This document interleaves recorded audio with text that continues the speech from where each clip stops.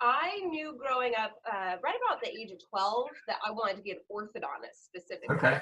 I had a dentist that does braces. Mhm. I really like young women. I knew from that age, I mean, I started mentoring at a very young age. And there was a girl in my neighborhood, kind of in our general family circle, who had been kind of abandoned by her family because her mother was an addict and her father wasn't in the picture. And she wasn't doing well in school. She was overweight. You know, she had just so many marks against her in the eyes of other people. And I said, I don't think that's fair. So I started taking her out to lunches and kind of hanging out with her and just trying to show her that there's another option, that she doesn't have to walk the same road that her mom did, you know. So I I knew that I wanted to work with young people, definitely. I worked at the girls' summer camps. I had this like love for inspiring little kids to see, you know, the good side versus the evil side, so to speak, and kind of steer them one way or another. But I didn't get to the profession I'm in now until like the 11th hour in dental school, which is very unusual to know that you definitely want to go to dental school at like age 12. I was on a very but yeah, I got lucky because my mom kind of introduced me to all the specialties in dentistry at a very young age. You know, I started suctioning in her office, you know, kind of getting a little spit action at age 6. So I knew I really liked dentistry. I just didn't know which particular path until I started mentoring. Okay. Yeah. Awesome. Awesome. So, I mean, you already knew you wanted to go to dental school. What went into your decision where you went to college? Um, well, I needed scholarship money. So I went with whoever gave me the biggest meal ticket, essentially. I went to Chapman University, which is a private school in Orange County, California. It was about 10 miles away from home. I was fortunate enough to be able to live at school, so you know, the early morning swim practices, I didn't have to commute very far for. I was, you know, already up at 5 a.m. It was easy. But I really liked the idea of a small school because I like interaction with my professors. I like them to know me. I have a big personality, and it really meant something to me when a professor would email me and say, "Hey, I noticed you were in class today. Are you okay?" I'd be like, "No, I'm sick," and they'd send me what they taught that day. I mean, I really enjoyed the small school experience. It's a little strange going to a big school now at USC because it's huge here. It's like you're in the machine. You know, I haven't had a football game yet, but I've heard they're great. Okay, so while you were in college, did you do any type of internships or shadowing? A lot of that. I spent a lot of time working in orthodontist offices because up until, you know, basically middle of dental school, thought I was for sure going to be an orthodontist. So I worked a lot. I worked in my mom's dental office as well. I became a dental assistant for her. So I got my x-ray license and I started taking pictures in her office and cleaning up operatories. But in the orthodontist office was where I found my joy for the most part. You know, a place where everybody was wearing Hawaiian shirts and all the kids were really happy and they all got punch cards for frozen yogurt and that just seemed like heaven to me. So I spent a good amount of time with it. But I was very, very busy during college. I mean, I did sorority, I did the swim team, I did research, I had a job, I did a lot. I mean, I worked at a prince's birthday party place. I mean, I did a lot. Okay, okay. And I'm gonna get off topic maybe just for a split second, but you said you were a dental assistant. Was there any requirements or certifications necessary to become a dental assistant? So it depends on if you want to become an RDA, a registered dental assistant, or if you just want to be a DA, which is a dental assistant. As a dental assistant, a DA, you don't have to have any background, any expertise at all. You can just come into an office and learn the trade on the job. As you go through, though, you might have your office sponsor you to learn a couple of skills, you know, get certifications. So you can get your x-ray certification, you can get your coronal polishing certification, which is like being able to polish teeth. You can get a couple of other certifications, so then you get to be paid more, you get to have a fancier title, a little bit more responsibility. So there's a ladder within it. So would you suggest a student that would be interested in going the dental school route to consider being a dental assistant? I think that it's more important to volunteer than to get paid. I Okay. think that seeing what other people do in all of the positions of the office is very important. As a volunteer, you will be able to shadow the dentist, shadow the hygienist, be able to see other specialists. As a paid part of the office, you don't get to see as much because you're working behind the scenes in the back office, cleaning up the operatories, cleaning the instruments, things like that. So we're a little bit more flexible as just a volunteer. Okay.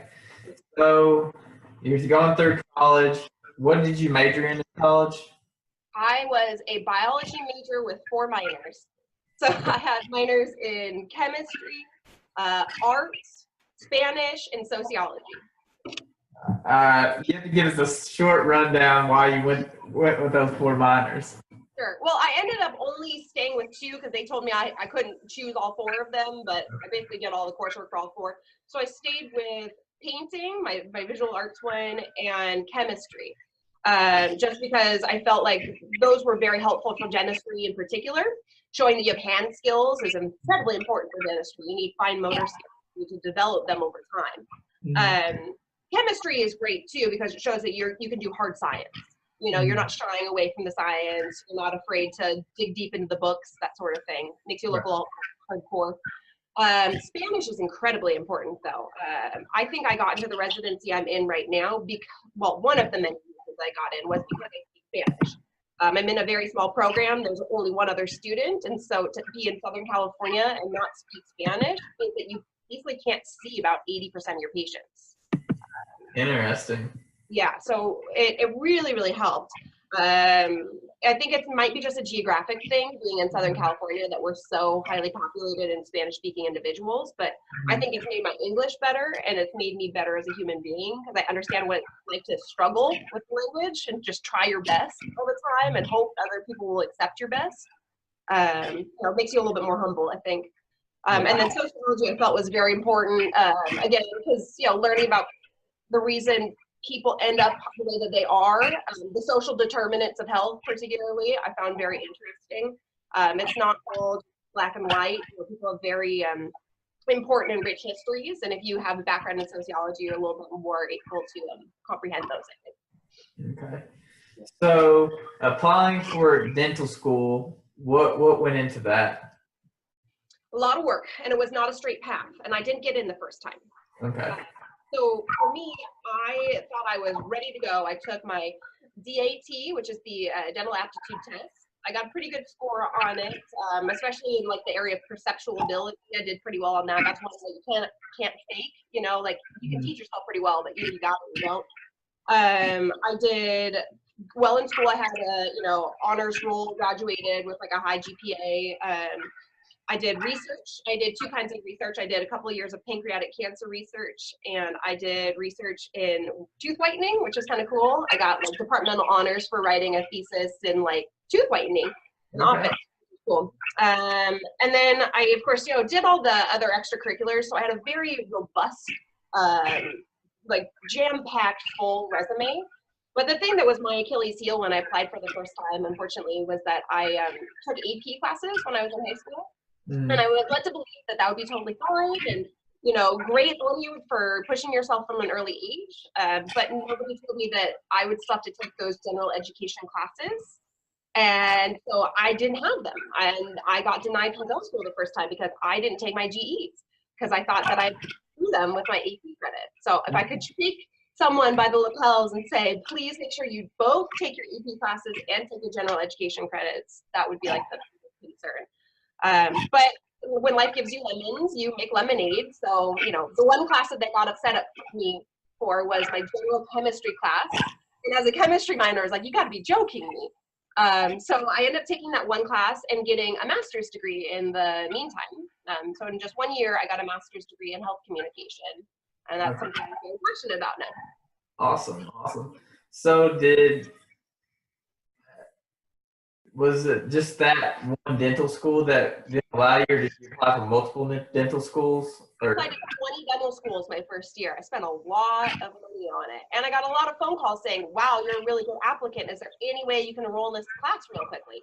But it has to be at a 4-year university. It can't be at a 2-year. I couldn't just go run in to some community college and take it real quickly. And unfortunately, with this very basic level chemistry class, they only teach it during the fall trimester or a semester, and it just, didn't work out. So I just took another year. It was a very, very hard situation, but it teaches you a lot about yourself that you can make it through just about anything. You can scrape some money together and apply again, and it'll work out, you know. So obviously you made it in school, but during that one year that you were not able to, like, what was your mindset? What was your mentality? How did you handle that? I think my mindset was that there's no other option for me. If I have to apply a third time, well, then that's fine. But I want to make sure that there's absolutely no reason that they will not accept me. I'm going to force their hand. So I did extra work during that one year. I mean, I got my master's thesis done. I did extra work in fluoride.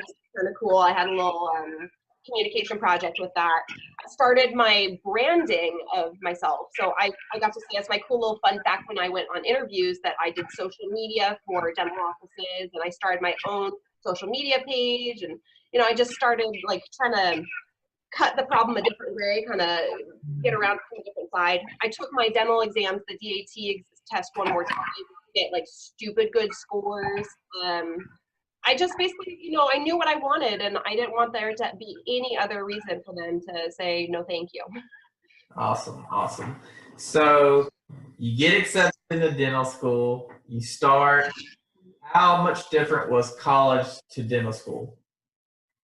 I found college to be very easy. Okay. I went to a very rigorous high school that I did so many AP classes and swimming every day and dance every day. I found that college was great because I had time to take naps. I mean, I was working my butt off. But it felt like I had a lot of extra time. When dental school hit, though, you don't have that extra time. You have, I mean, I've been at school till midnight, and then you wake up and you have to be there again at 6 a.m. the next day. You know, they're very, very long days. And physically demanding. And that's something I didn't expect at all, that your body gets tired because of the posture that you have to hold when you're doing proper ergonomic dentistry. You're literally like, your back is dying on you. Mm-hmm. I felt, though, that I had strong enough basic sciences that I didn't feel like I was overwhelmed by that. But I had this like knee-jerk reaction to everything, that I have to continue piling on my resume so that I can make it to that next step of becoming an orthodontist. And of course, as everybody says, you know, quality is better than quantity. And that was a hard lesson to learn during dental school, is that I was extended in many directions and not necessarily doing the most quality work because of that. And I mean, that's just the work ethic that you build up during college, that, you know, you just have to be unique and be different and hack the problem a different way so you stand out amongst the field of candidates. I don't regret that at all, trying to do that again during dental school. It just probably was a lot harder to do it during dental school than it was in college. Yeah. Cool.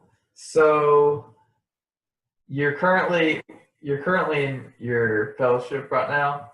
My residency, yeah. Residency. And to get into that residency, was there anything you were required to do prior? Definitely reading up a lot more. I'm in a very unique residency that I didn't have any mentors.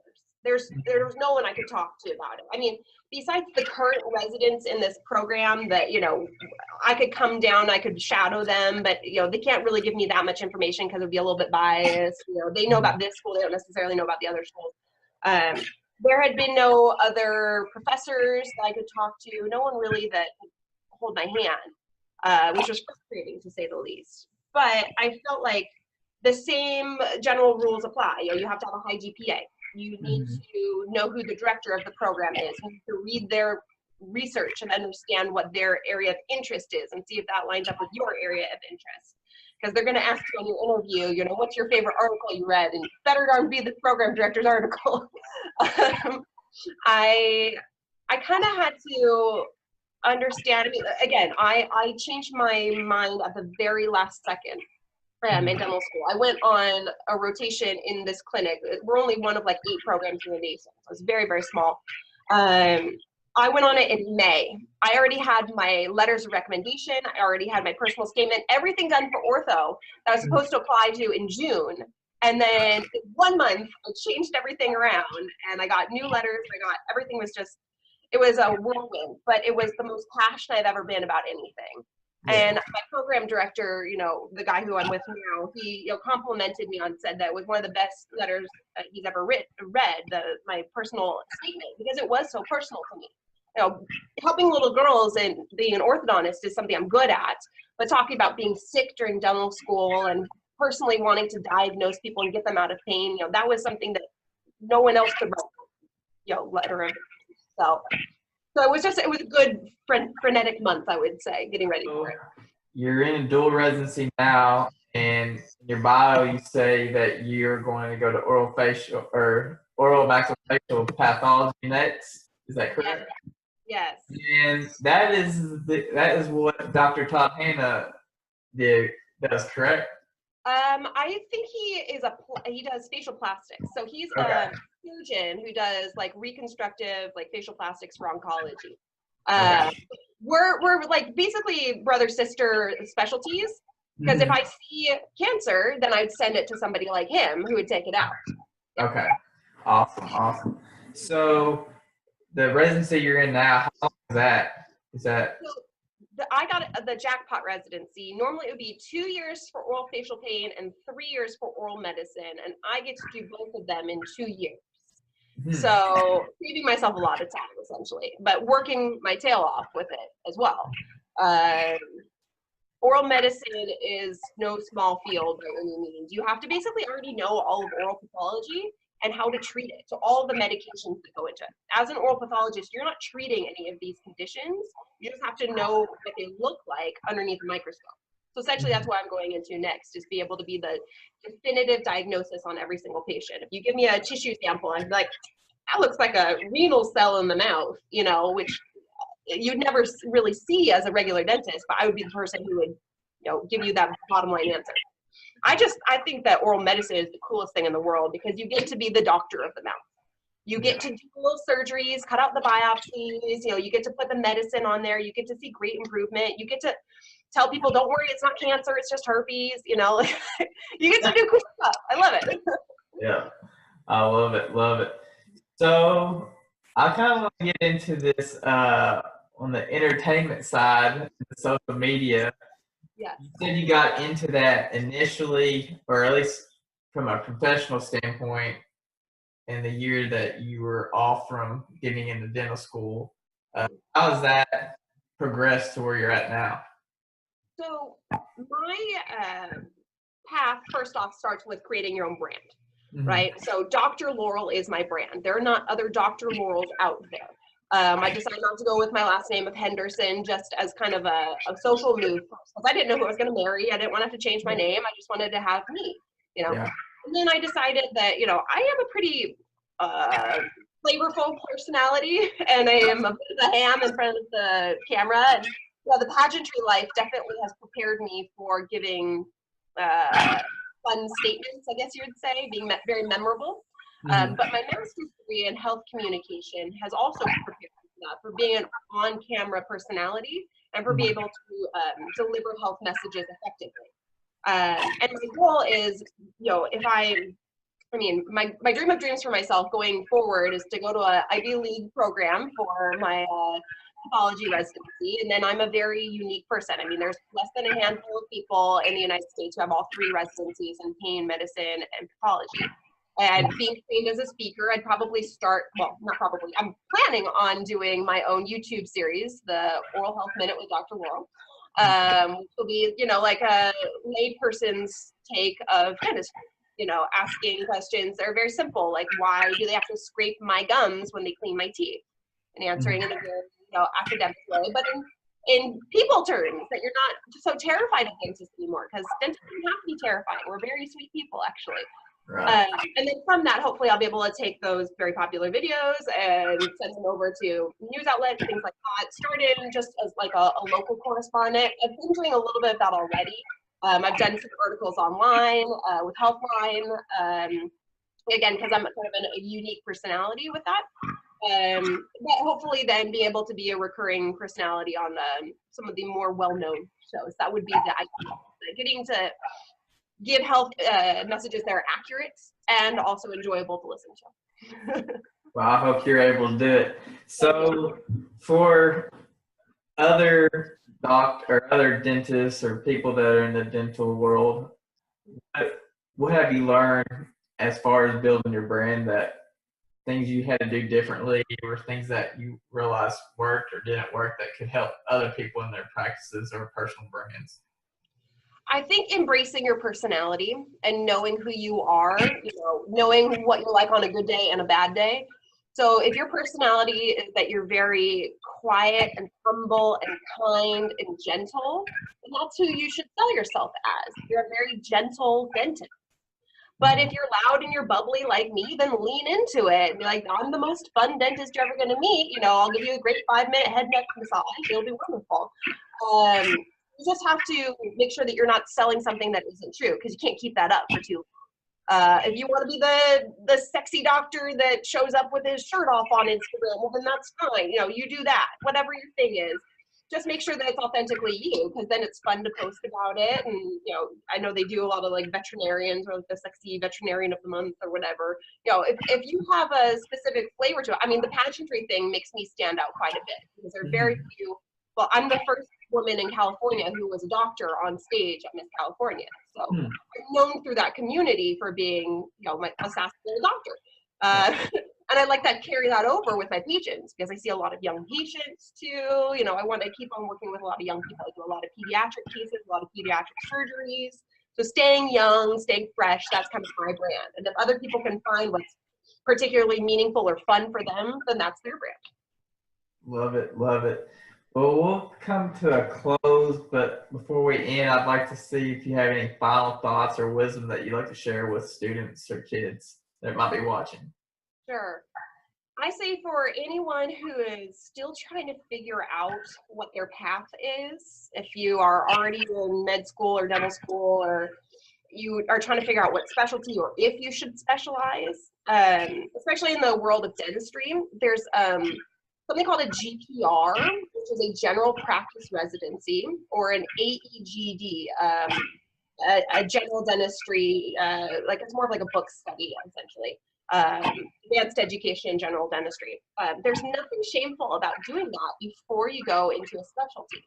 Taking a year to do a master's degree, taking time to do a research year, taking time to do a general practice residency will do nothing but benefit you in the long run, because it shows that you're dedicated to improving yourself. It shows that you're willing to work on a longer timeline to get quality product out. The education is important to you. And, screw it if your friends get into the 6-year OS program right out of the bat. That's fine. But you can still keep on improving yourself. You don't just have to go straight into practicing and just say, oh, I'll just make money, whatever. I'll just do dentistry. Like, if you want to specialize, you can. You can take a more circuitous route to it, and there's no shame in that.